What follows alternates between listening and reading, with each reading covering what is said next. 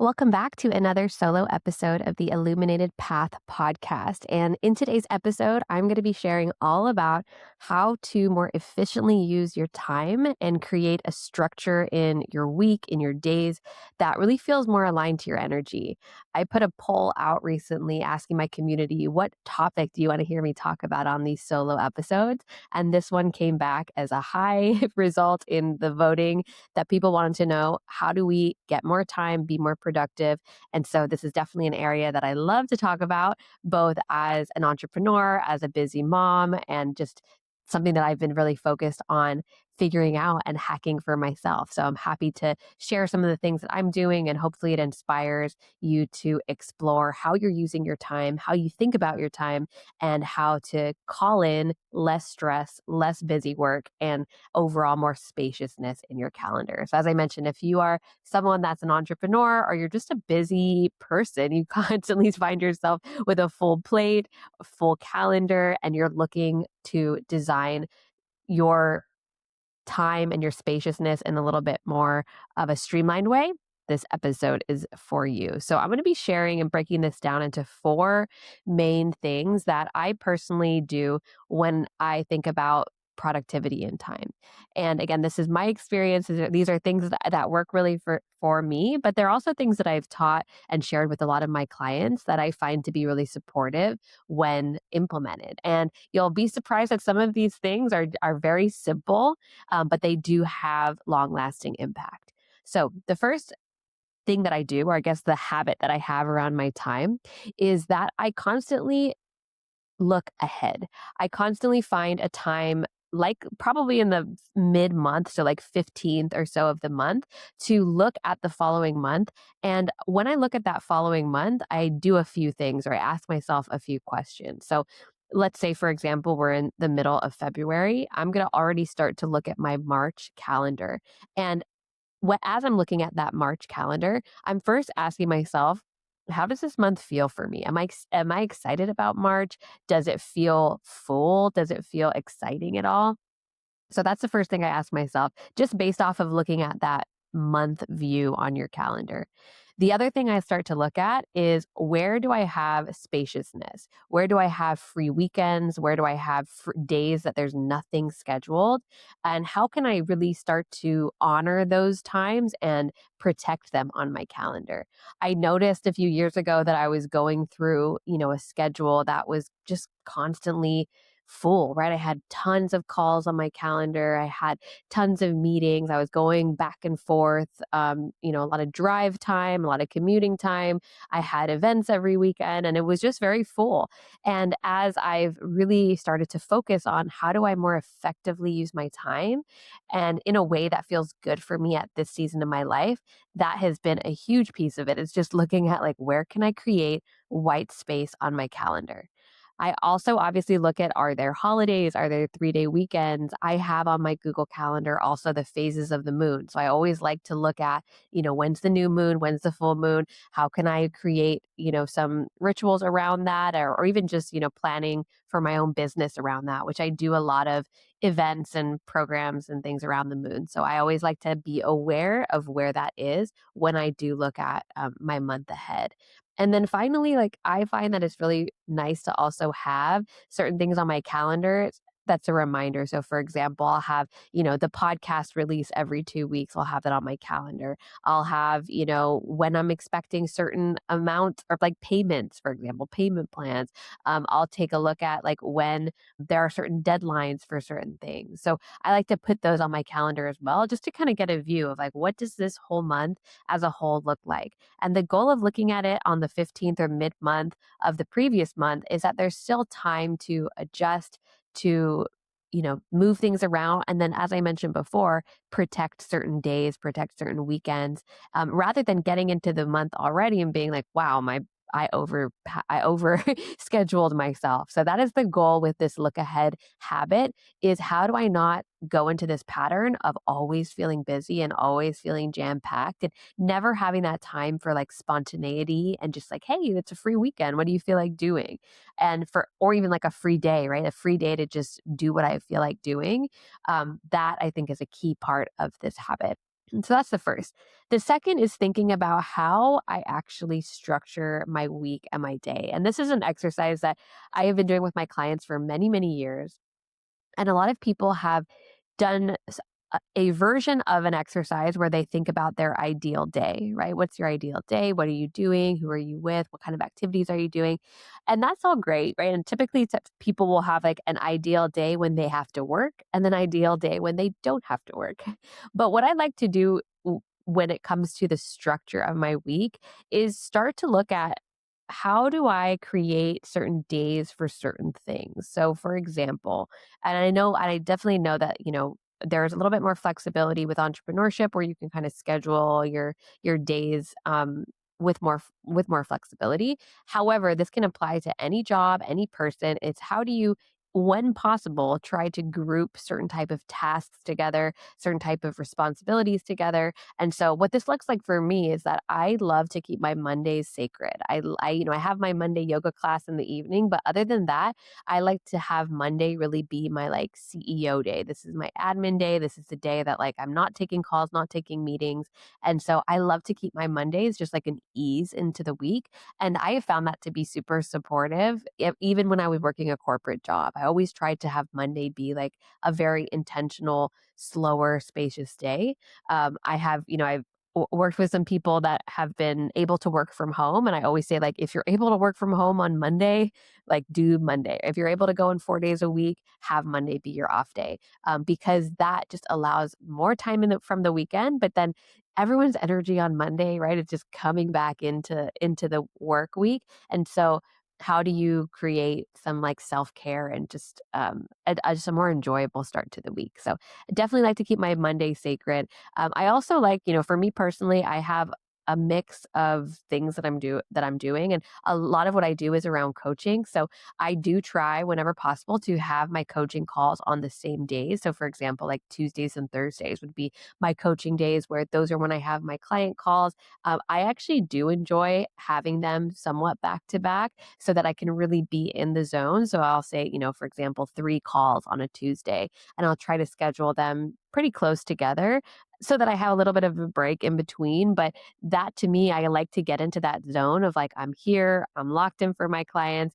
And on those days when I know I'm going to be sitting or at my desk or coaching on calls on Zoom, those are the days that I'm also going to book like a workout. I'm going to try to get some movement in. I'm going to make sure I have my food, here and kind of ready for me to go. So I try to create these blocks in my week where I'm doing a similar type of task, but then I'm also kind of doing the opposite of it, right? Where I'm sitting for a long time, I make sure I build in those times for movement, to just kind of build the energy. I also like to do that when it comes to creation or even admin days. So, I try, one of the things I used to do before is I was just all over, the place with my tasks. I would have a coaching call, and then in between I would try to, create a spreadsheet, and then I would be planning an event, and I hop on a call, and then I'd go to a meeting, right? Like I'd be all over the map in one day. And for me, I found it to be just really scattered in my energy. So when I started to create these like dedicated coaching days, dedicating admin days, I love it actually when I have a full morning where I don't have any calls, don't have any meetings, and I can really just create, whether that's creating social media content, creating an event, planning, doing admin, research for a retreat, right? I'm really getting into that zone. And when I do get into that zone, I also like to make sure that I'm making it a more enjoyable experience, right? Something like doing your bookkeeping or your taxes or, in a spreadsheet can feel like not really like a fun task to do, at least for me. So I like to really make sure that I'm adding in ways to make it more enjoyable. That could be, getting a really nice playlist going. I got the candles going. This could be going to a cafe and just doing it from like a different place just to get a change of scenery. So, again, I like to think about if I'm going to be doing, this activity in a more intense or like time blocked way, how do I set myself up for success in my environment, in my, the other habits that surround it. And then the third type of day that I like to have is the day that I'm doing things more out of the house, out of the office. And this is things like, maybe having meetings, maybe having a lunch date. It's doing things that I can start to be out, maybe be more outward and more social. I call these kind of the out and about days. And that way I am not, driving all the time and in between and like wasting time in commutes throughout the week, and I can really condense that in. So typically if someone will ask, "Hey, like are we able to have a meeting? Are we able to do this?" I'll try to stack that with other things that I have. So it's like one drive out and then, different meetings from there. So those are the three main types of days that I like to have. I guess I have the coaching days, I have more of the creation slash admin days, and then those more social out and about days. And what I have started to do in this year is really start to create more of those days where I can actually sit and work and not have all of the, calls and kind of like moving pieces. And I have found that to be so supportive to actually have time to work not just in my business but on my business, right? I can work in my business all day long, checking emails, Instagram, doing running through all the motions. I do that every day, but actually this time and this space to work on my business, to think about the strategy, the bigger picture, what am I launching? How do I forecast? Like those are the things that you need some time and space to do. You can't be like, I'm going to do that and then hop on a call and then have 30 minutes, right? So those structured days, think about how you can group the types of tasks you have together, as much as of it that you can control, depending on what kind of job you have or what kind of day you have. That's a huge thing I recommend. So the third thing that I have been really focused on is understanding what is my productivity window. And I've played around a lot with this, and I've also had to change my productivity window depending on just my life circumstances because I have a 2.5-year-old, and up until very recently, he was home with me and we were kind of hacking childcare between, myself, my husband, my mom, like a babysitter every now and then. But he wasn't in daycare, wasn't in school up until very recently. And so the past 2 years, 2.5 years, I've been building my business in between the naps, when he goes to sleep at night, when we have a couple hours of childcare, but always with him in the house or around. So it was never this like quiet, dedicated time to work or like even record a podcast. I was thinking about it the other day. I was like, wow, what did I do for these past 2 years? I was always recording a podcast, hoping that there wasn't like, a child yelling in the background. And I'm sure there's a lot of episodes with Sky like yelling in the background, but that was just the reality of it, right? The reality of just building a business while wanting to be a present mother while trying to figure out childcare. And so now that he's, in school and there a few days a week, I am able to figure out, okay, with a little bit of more spaciousness around my schedule, where am I most productive? When do I feel like really diving into work?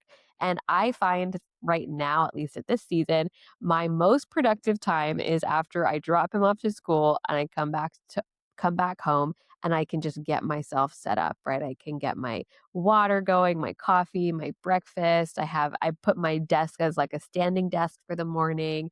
I just ordered a walking pad actually, so I'm really excited to get that in. I typically have a little podcast going on the way back, but I find myself getting into this productivity mode right off the bat in the morning. And I actually found myself having some resistance towards this a little bit a few months ago, because I was trying to do like a home workout or doing like some type of movement first thing in the morning. But whenever I was doing that, I always felt like I actually feel like I really want to be like getting into work right now. And so I was just finding this like resistance of like, but I should be working out or I should be moving first thing in the morning. But once I kind of released that thought and said, no, I feel my most creative, my most productive right off the bat in the morning, I'm going to honor this productivity window and really like, juice it for all I can. And I can get my workouts now. Nowadays I've been booking like lunchtime classes because I find that to be a nice way to kind of break up the day. So that is the first thing, is figuring out when can you be your most productive? When do you actually feel the most creative? And for some people, that is literally 10 o'clock at night, right? For some people, for most people, I'm going to say it's not going to be like your 2 to 4 p.m. For some of you, it might be, but a lot of times it's either going to be sometime in the morning maybe mid-morning, and then also maybe evening or like, when the kids go to bed or whatever it might be. But this is something that I've allowed or that I've really tapped into is honoring that productivity window. And in that productivity window, and this is something I actually got from my corporate job and something that I used to train people on back in the day, but we called it eat the frog. I think it's called different things, and I've heard it called different things, but it's basically the idea of getting the first thing that like the first thing that's on your to-do list, the biggest, most impactful thing out of the way right off the bat. I've also called it over the years, like get the big fish pretty much, like whatever is that thing that's going to have the most impact, that's going to even be the thing that feels like the hardest to do on your list.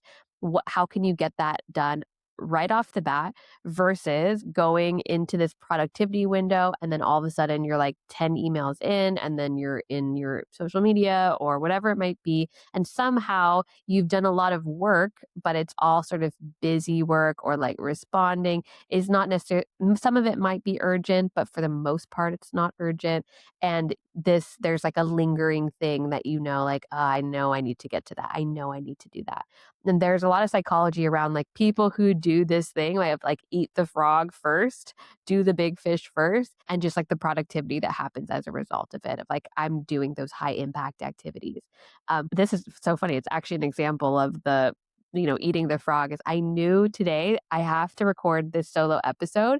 And so I just got back from exactly what I had just shared, right? I dropped off my son, I came back, I got myself set up at my desk, and I was so close to opening up my inbox and starting to like go through emails or like respond or voice note my clients, and I was like, nope, I've got to do this. This is going to be the first thing I do, and this is going to be the most important thing to get this out, this episode out. So that is an example, right, of like really starting off with that high impact activity.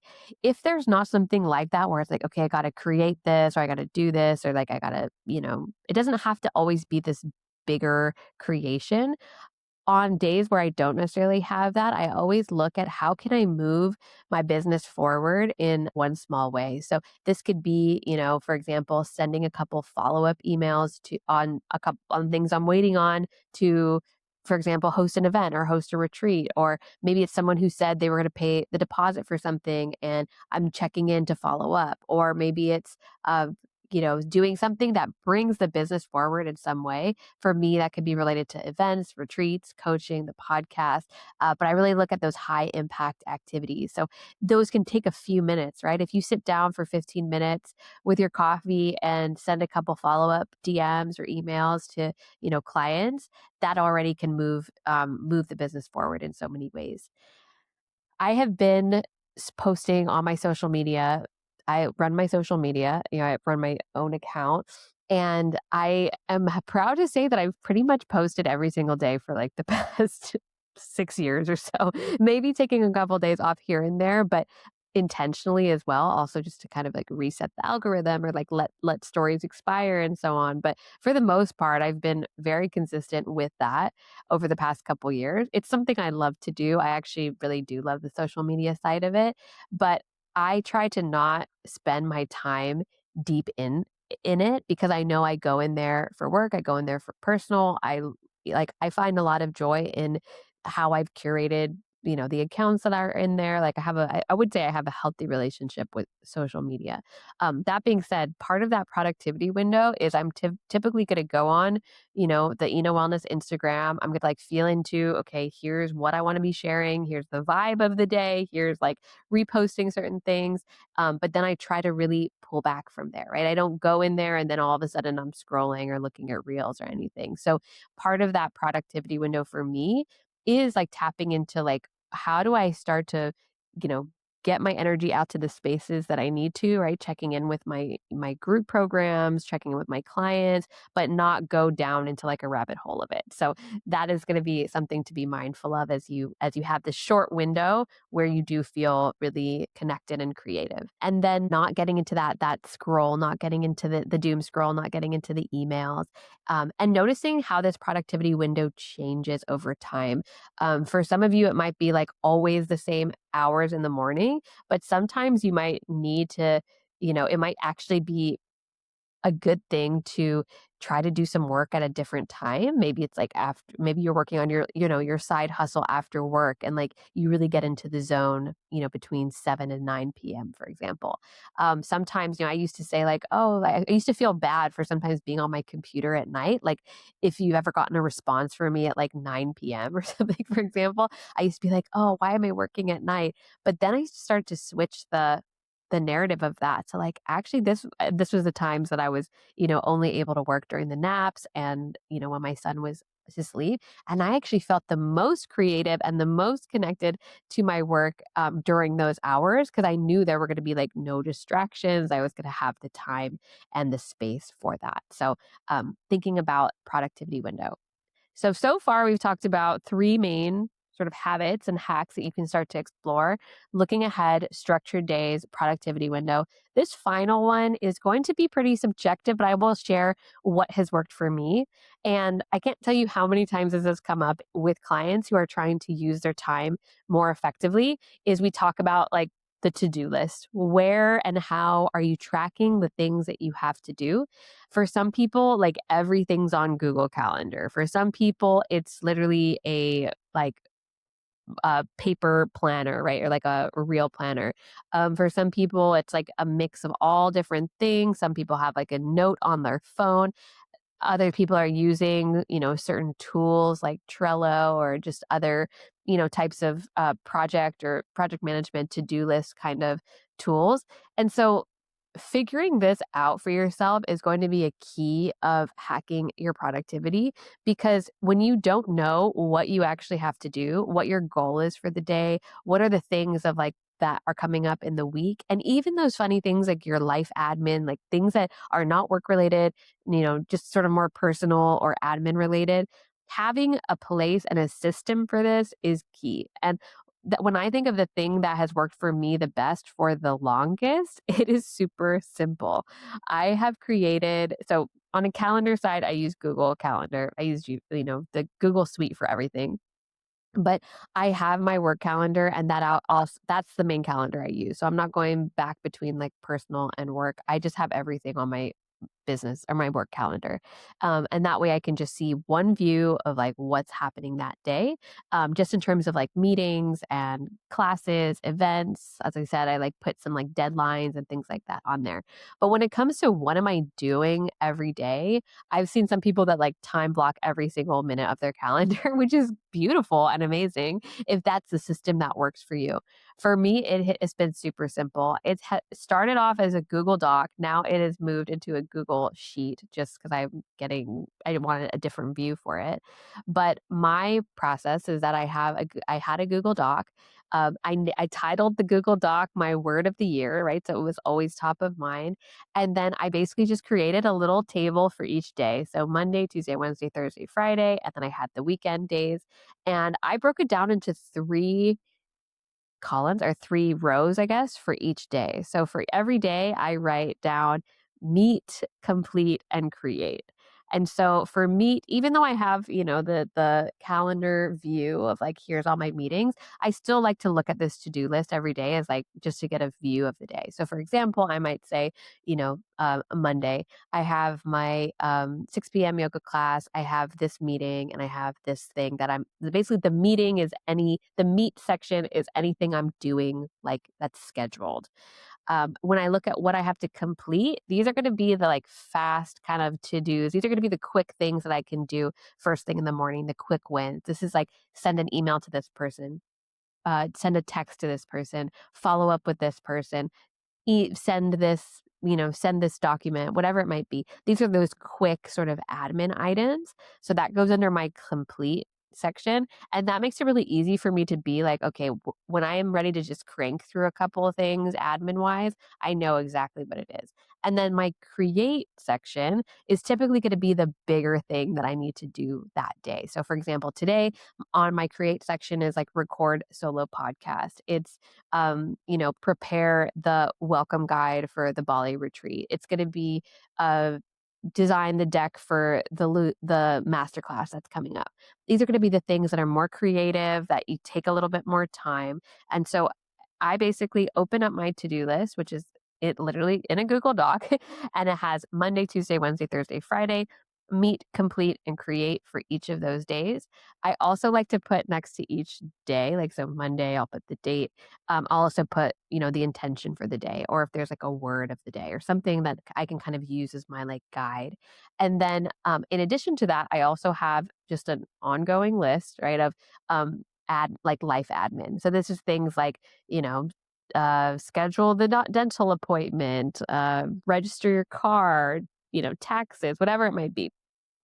And I like to have this like life admin list just to keep it top of mind. Like, okay, I have these things that are happening daily, but these are some things that I have coming up. In the past, I've also had like a little section that said like bills, and it would have like the upcoming due dates for certain bills, just so I'm aware and like reminding myself of those. And so now I've transferred all of that from just a Google sheet into or a Google Doc into a Google sheet. So now I have some different tabs at the bottom. So I have, my weekly to-do list as one tab. I have my life admin as one tab. I've also recently just put in like a forecasting, like business, financial forecasting tab in there too. So that is kind of my one-stop shop for everything. And that really works for me. As I mentioned, some people like need to have it written down. Some people need to have every single thing lit on their calendar. But for me, I've just found it like really easy to have a place where I can see the daily view, to see the weekly view, and to really break up my time and my tasks into those three sections. So that is a little bit about what's been working for me. And, I would really, as you think about like, how do I have more time? How do I be more efficient with my time? The big piece that it comes back to for me is just having a little bit of that pre planning and basically like intentionally creating space for yourself. I talk a lot about in my programs about like the masculine and the feminine energy, right? The masculine energy very much being like the doing, the go, go, go, the taking action. Um, and the feminine energy being more about creativity and flow and just more of the being. But what I have found is that, while while I do resonate with both of those energies strongly, I find that this masculine energy, which is a lot of what we talked about today, right? It's the planning, the doing, the execution. That actually allows me to be more in my feminine, right? Because the planning on the 15th of the month allows me to have some days off in the month. It allows me to have my self-care appointments booked, right? It allows me to just not be constantly in doing. It actually creates space for being. And I would say that 90% of people come to me, when we're working together for coaching, and they say, I don't have time, I'm too busy, I'm too busy. Just this cycle of like, I'm busy, I'm busy, I'm busy. So the more that we can just take control of our time, reframe the narrative around I'm always busy to like, I actually have control and an empowered view of my time and my calendar can start to make massive changes in how we're spending our time and just how we approach our time management. So, if this episode has resonated with you, if there's one of the time hacks or productivity hacks or just concepts I talked about today that you're like, yes, I love that, or I'm going to try it, or I would love to see how this works, definitely would love for you to drop into our DMs at Wellness Collective or leave a comment in this show. I'm so excited to be recording some more solo episodes this season. So if there's any topic in particular that you're wanting to hear from me on, definitely let me know. I hope you all have an amazing rest of your day, week, whenever you're listening to this, and I'll see you in the next episode.